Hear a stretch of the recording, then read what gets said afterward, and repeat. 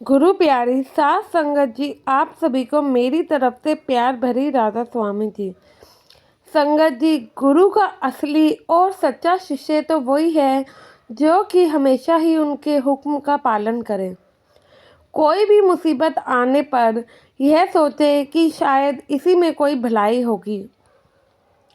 साथ संगत जी, ये घटना भी कुछ ऐसे ही है जिनके ऊपर ये फैमिली के ऊपर इतनी बड़ी दिक्कत आ जाती है, पर ये बाबा जी के हुक्म से बाहर नहीं जाते हैं। साखी को पूरा ज़रूर सुने। और संगत के अपने इस चैनल पर पहली बार आए हैं तो आपसे विनती है, चैनल को सब्सक्राइब करें और कमेंट में राधा स्वामी भी ज़रूर लिखें जी। साथ संगत जी, एक सत्संगी परिवार था। इनके 2 बेटे और एक बेटी थी। यह पूरा परिवार अच्छे से चल रहा था। इनके दोनों बेटे और हस्बैंड जॉब किया करते थे और यह खुद भी जॉब करती थी और बेटी अभी पढ़ाई कर रही थी। संगत जी, इनका परिवार बहुत ही अच्छा था और पूरा परिवार खुशहाली से रहता था। जो सत्संगी बीवी थी, इन्होंने शुरू से दुख तो झेले ही थे, लेकिन वह दुख कब आसानी से कट गए सतगुरु की मेहर से इन्हें भी पता नहीं चला। अब इनका बेटा 22 साल का हो गया और इस बीवी ने अपने बेटे के लिए रिश्ते ढूंढने शुरू कर दिए। धीरे धीरे समय बीत रहा था, पूरा परिवार वर्किंग था और खुशहाली का माहौल रहता था। जैसे कि मैंने कहा कि जो कि दुख हैं वो तो इन्होंने देखे ही थे, लेकिन ये कभी भी बाबा जी से शिकायत नहीं करती थी। यही सोचती थी कि जो सद्गुरु की कृपा, शायद मेरे कर्मों में ही ये लिखा है। और अपने बच्चों को भी यही सिखाती थी। कभी इनके बच्चे किसी छोटी सी चीज़ के लिए भी इन्हें बोलते या शिकायत करते कि मम्मी आज हमें ये नहीं मिला है, किसी ने हमारे साथ ऐसे बुरा कर दिया है, तो वह उन्हें भी यही सिखाती कि कोई बात नहीं, बाबा जी सब देख रहे हैं। शायद हमारे कर्मों में ये लिखा हो। अगर किसी ने आपके साथ गलत किया है तो आप चिंता मत करें, बाबा जी उसका जवाब उन्हें ज़रूर देंगे। आप बस अपने अच्छे कर्म करो और उसी पे ध्यान दो। ये अपने सभी बच्चों को ऐसे ही अच्छी शिक्षा देती थी और इनके सभी बच्चे सही राह पर भी चलते थे, परमार्थ के मार्ग पर ही चलते थे। हमेशा राधा स्वामी लोगों को बोलना, बाबा जी पर विश्वास रखना, स्कूल जाने से पहले, काम पर जाने से पहले बाबा जी की फ़ोटो के आगे प्यारी भरी राधा स्वामी करके ही जाना और प्रसाद के 2 दाने मुंह में डालकर ही जाते थे। क्योंकि ये पूरा परिवार सत्संगी था। बीवी ने घर का माहौल ही ऐसा बना रखा था कि बच्चे खुद ब खुद फॉलो करते थे। उन्हें कभी भी ये कहने की ज़रूरत नहीं पड़ती थी कि घर से जाने से पहले बाबा जी को बोल कर जाइए कि मैं जा रहा हूँ, या घर पर आने के बाद सतगुरु की फ़ोटो के आगे हाथ जोड़कर राधा स्वामी करो। वे खुद ब खुद समझदार थे। ऐसे ही धीरे धीरे समय बीता। एक दिन इनकी ज़िंदगी में ऐसा दिन आया कि सब कुछ बदल के रह गया। मानो जो कि अच्छा भला पूरा माहौल था, वो कब दुख में बदला इस बीवी को भी नहीं पता लगा। लेकिन साथ संगत जी, इस बीवी की हिम्मत इतनी कि इन्होंने तब भी गुरु से कभी शिकायत नहीं करी कि मेरे साथ आपने किया क्या है। उन्हीं की रज़ा को मानकर बैठ गई कि शायद यही लिखा होगा। साथ संगत जी, एक दिन इनके जवान बेटे का एक्सीडेंट हो जाता है, जो कि मैंने बताया 22 साल का था। एक्सीडेंट में उन भाई की मृत्यु हो जाती है। अब आप खुद ही सोच सकते हैं कि किसी माँ का जवान बच्चा चला जाए तो क्या उस माँ पर बीतती होगी।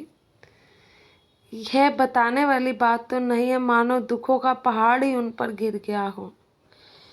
बहुत ज़्यादा पहला बेटा था, बहुत लगाव था उन्हें उनसे।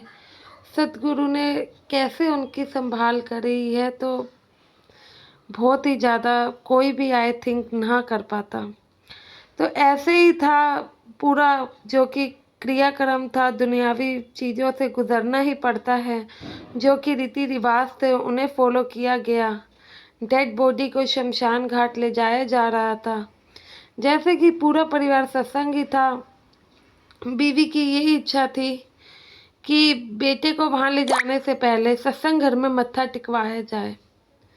तो गाड़ी गई, सत्संग घर के आगे रुकी।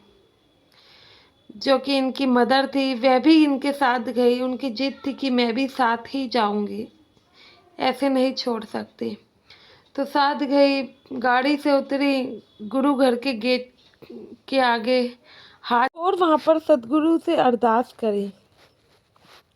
अरदास में बीवी इतना ही बाबा जी से कहती है, आखिर क्यों? जिंदगी भर दुख तो झेले थे, लेकिन कभी भी आपसे शिकवा नहीं किया, लेकिन आज आपने मुझसे इतनी प्यारी चीज़ छीन ली।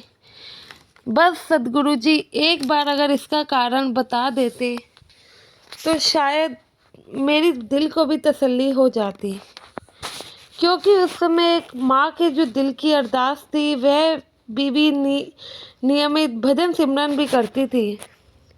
हालांकि ये बात कहो कि जब उनके बेटे की मृत्यु हुई थी, घर में ऐसा माहौल था ना, उन्होंने तब भी भजन सिमरन एक दिन भी नहीं छोड़ा होगा।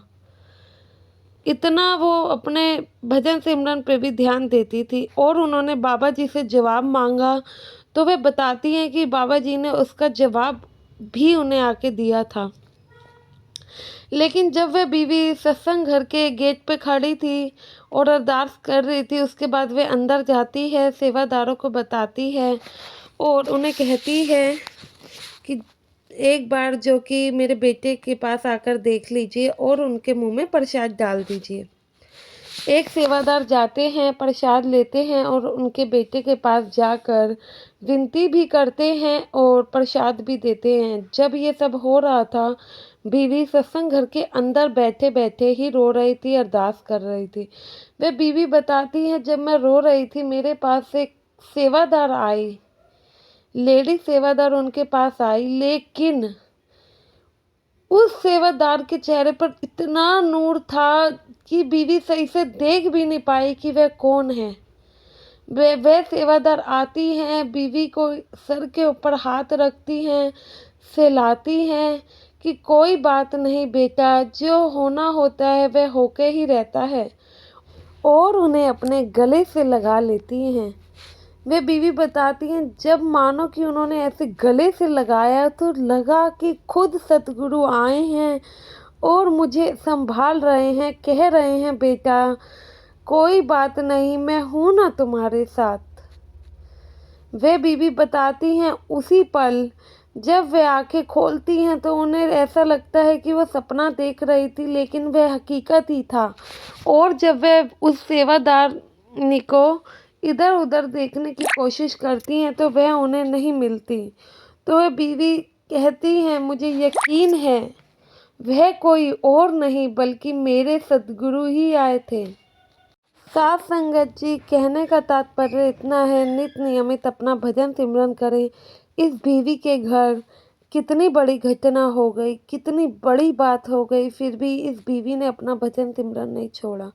अगर आप उसकी राह पर चलेंगे तो वह खुद भी चलकर आएगा। जैसे आपसे पॉसिबल होता है, नहीं बैठा जाता तो लेटे लेटे कर लीजिए, थोड़ी देर ही बैठिए, बाकी लेटे लेटे भजन सिमरन कर लीजिए, लेकिन करिए तो ज़रूर। एक कदम बढ़ेंगे तो गुरु भी तो आपके लिए कदम बढ़ाएंगे। कहिए उनसे कि मेहर करो, मुझसे नहीं बैठा जाता, आप ही ऐसे शक्ति दो कि हम बैठे भजन। और संगत जी, जिनका विश्वास पक्का होता है उन्हें ही पता है कि बाबा जी कब किस रूप में आते हैं, और जो कि अपने भजन सिमरन को टाइम देंगे, उनके बाबा जी के प्रति अपना विश्वास सच्चा रखेंगे, तो बाबा जी उन्हें अपने दर्शन ज़रूर देते हैं। तभी तो बाबा जी से लोग इतना प्यार करते हैं। वो इसलिए नहीं, देखा देखी नहीं करते हैं, क्योंकि वह उन चीज़ों को महसूस करते हैं। तभी 20-20 साल के बच्चे कहते हैं कि हमें नामदान चाहिए। क्यों? जिस घर का माहौल ऐसा हो, बाबा जी खुद उनके ऊपर अपनी दृष्टि दया में रखते हों, तो उन्हें पता है गुरु हमारे साथ है, तो वह आगे भी रहेगा। हमारे बाबा जी ऐसे नहीं हैं जो ऐसे कहें कि ये कर लो तो ऐसा होगा, वो कर लो तो ऐसा। वह खुद अपने होने का सबूत हमें देते हैं। बस लगन और विश्वास तो सच्चा रखो। आशा है ये घटना आपको भजन सिमरन के लिए प्रेरित करेगी। बहुत दुख हुआ इस घटना को आप सबसे बताते हुए, क्योंकि शायद ये मेरे किसी करीबी की घटना है, इसलिए। गुरु प्यारी साध संगत जी, मिलते हैं अपनी अगली साखी में। राधा स्वामी जी।